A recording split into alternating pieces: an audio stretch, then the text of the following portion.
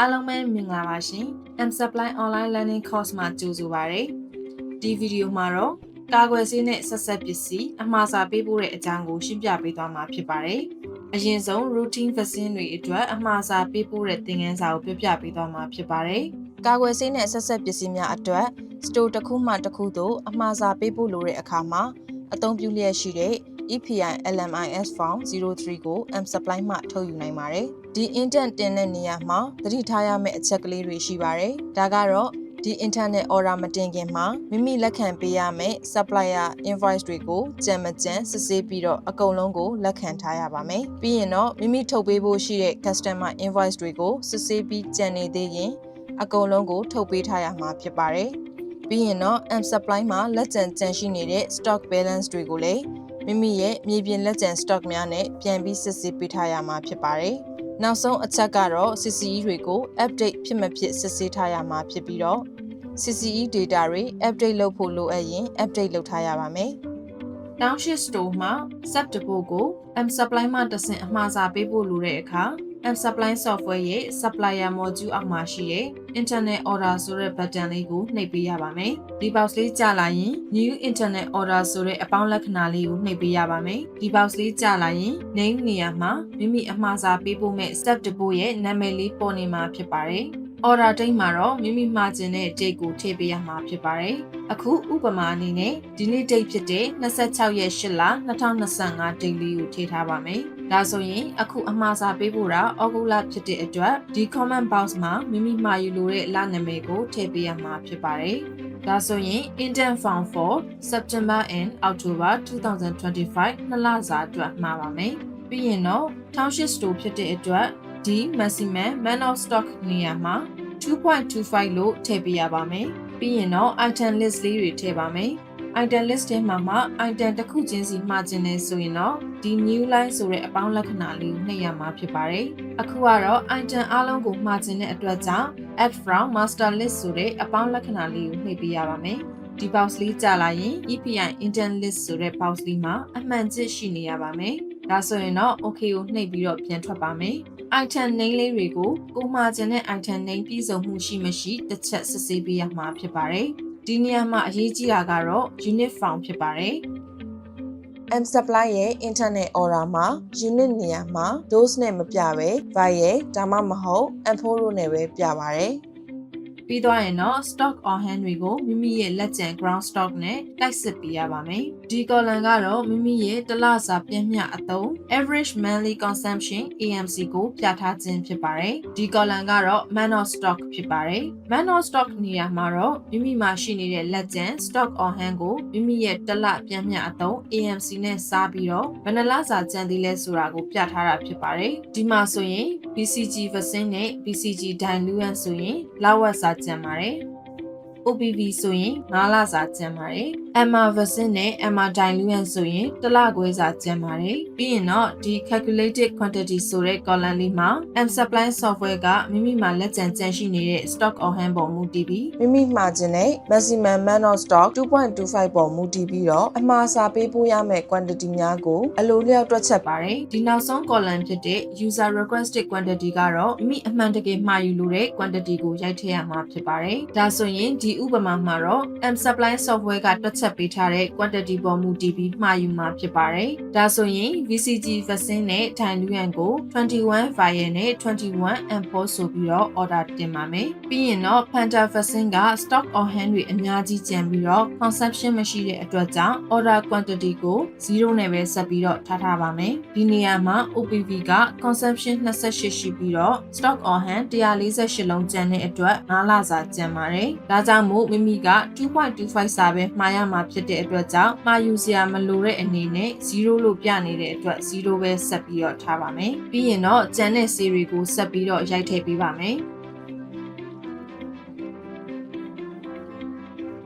ဒီနေရာမှာ MR vaccine နဲ့ MR diluent နဲ့ကို M Supply ကအကြံပြုထားတဲ့အတိုင်း18လုံးစီမှာပါမယ်။ဒီမှာဆိုရင် TD က9လုံးနောက်ပြီး HPV က19လုံးမှာပါမယ်။ပြီးသွားရင်တော့ AD syringe 0.5 က48မှာရမယ်လို့ M Supply ကတွက်ပေးထားပါတယ်။ဒါပေမဲ့50အပြည့်မှာခြင်းနဲ့ဆိုရင်လည်း50လို့ရိုက်ပြီးမှာလို့ရပါတယ်။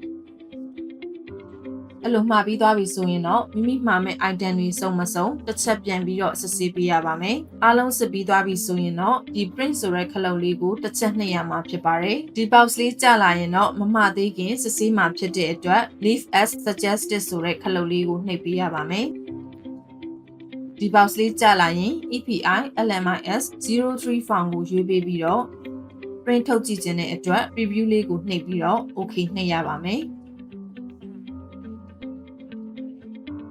ပြီးရင်တော့ PDF indent font လေးကြာလာပါလိမ့်မယ်အဲ့ဒီမှာမိမိမှာယူရမယ့်လနဲ့ပြီးရင်မိမိရဲ့ store name တွေ stage and region တွေကိုစစ်ဆေးပြီးဒီအောက်မှာမှာခြင်းတဲ့ item list buyer size opening balance received quantity issued quantity discarded quantity နောက်ပြီးတော့ closing balance တစ်ခုချင်းစီကိုတည်တည်ချာချာစစ်ဆေးပေးရမှာဖြစ်ပါတယ်နောက်ဆုံးမှာတော့ G ဆိုတဲ့ order column လေးမှာမိမိမှာယူလိုတဲ့ order quantity မှန်ကိုတစ်ချက်စစ်ဆေးပေးရပါမယ်ဒီနေရာမှာတစ်ခုသတိထားမှာကတော့ဒီ order quantity တွေက dose နဲ့ဖော်ပြထားတာဖြစ်ပါတယ်ပြီးရင်တော့ part B မှာ cold chain equipment summary ဖြစ်တဲ့ CCE item တွေကိုလည်းတစ်ချက်စစ်ဆေးပေးရမှာဖြစ်ပါတယ်အားလုံးမှန်ကန်သွားပြီဆိုရင်တော့ဒီ order ကို sign ထုတ်ဖို့အတွက် print ထုတ်လို့ရပါပြီဒါတွေအကုန်စစ်ဆေးပြီးသွားပြီအားလုံးလည်းမှန်ကန်နေဆိုရင်ပိတ်လိုက်ပြီး M-Supply ကိုပြန်လာပြီးတော့ဒီ finalize မှာအမှန်ချစ်လေးတစ်ချက်နှိပ်ပြီးတော့ okay ဆိုပြီးနှိပ်ရပါမယ်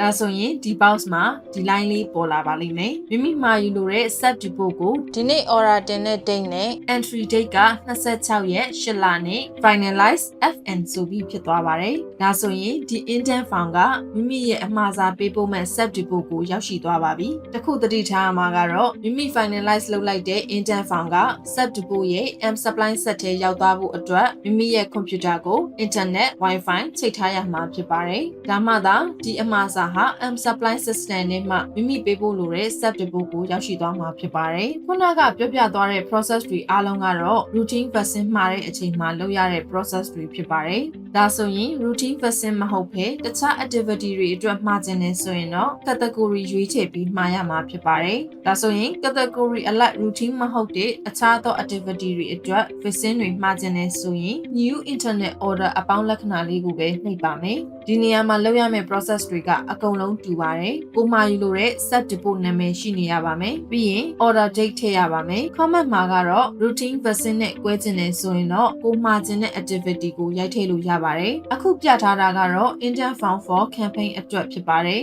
campaign အတွက်ဒီ September လထဲမှာလုပ်ဖို့ရှိမဲ့ campaign activity အတွက်မှာခြင်းနေဆိုရင် comment မှာရေးပေးလို့ရပါတယ်အဲ့ဒါပြီးသွားရင်တော့အရေးအကြီးဆုံးကွာခြားချက်ကတော့ဒီ category ဆိုတဲ့နေရာလေးမှာလာရွေးပေးရမှာဖြစ်ပါတယ် category နေရာမှာ၄ခုခွဲပေးထားပါတယ် catch-up ရဲ့ ORI ရဲ့ special immunization activity ရဲ့နောက်ပြီး vaccination campaign ရဲ့ဆိုပြီးတော့မြင်တွေ့ရမှာဖြစ်ပါတယ်အခုဥပမာအနေနဲ့ကတော့ vaccination campaign ဖြစ်တဲ့အတွက် vaccination campaign ကိုပဲရွေးချယ်မှာဖြစ်ပါတယ်ရွေးပြီးသွားပြီဆိုရင်တော့မိမိမှာခြင်းတဲ့ဆေးကိုရိုက်ထည့်ရမှာဖြစ်ပါတယ်ဒီမှာကတော့ဆေးတစ်မျိုးချင်းစီပဲမှာယူမှာဖြစ်တဲ့အတွက် new line ဆိုတဲ့အပေါင်းလက္ခဏာလေးကိုတစ်ချက်နှိပ်ပါမယ်ပြီးတော့ရင်တော့ item နားမှာ add key လေးကိုနှိပ်ပါမယ်ဒီမှာကတော့ဥပမာအနေနဲ့ HPV vaccine ကိုမှားမှာဖြစ်တဲ့အတွက် HPV အတိုကောက်လေးကိုနှိပ်ပြီး tab ခလုတ်လေးကိုတစ်ချက်နှိပ်ပေးပါမယ်ဆေးနာမည်လေးကြာလာပြီဆိုရင် user requested ဆိုတဲ့ box မှာမိမိမှာခြင်းတဲ့ quantity ကိုရိုက်ထည့်ပေးရပါမယ်အလုံး100မှာခြင်းနဲ့ဆိုရင်100လို့ရိုက်ထည့်ပေးပါမယ်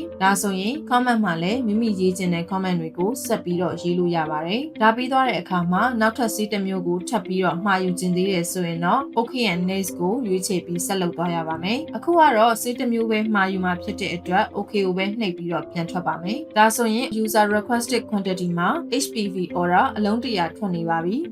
ဒီလိုမှာယူပြီးသွားပြီဆိုရင်တော့ routine တုန်းကလုပ်ခဲ့တဲ့ process အတိုင်းပါပဲ print ထုတ်ကြည့်ပြီးတော့ indent font မှန်စစ်ဆေးလို့ရပါတယ်ဒီမှာကတော့ finalize နှိပ်ပြီးတော့ပဲထွက်လိုက်ပါမယ်ဒါဆိုရင် order မှာတာပြည့်စုံသွားပြီဖြစ်တဲ့အတွက် finalize အမှန်ချစ်လေးလုပ်ပြီးတော့ okay နှိပ်ပြီးထွက်ပါမယ်ဒါဆိုရင်ခုနက September လအတွက် indent font for campaign မှာယူခြင်းပြီးဆုံးပါပြီဒီဗီဒီယိုလေးကိုကြည့်ရှုပြီးတဲ့အခါမှာ M-Supply software ရဲ့ suppliers module internet order အကြောင်းကိုသိရှိနားလည်သွားပြီလို့ယူဆပါတယ်အားလုံးကိုကျေးဇူးတင်ပါတယ်ရှင်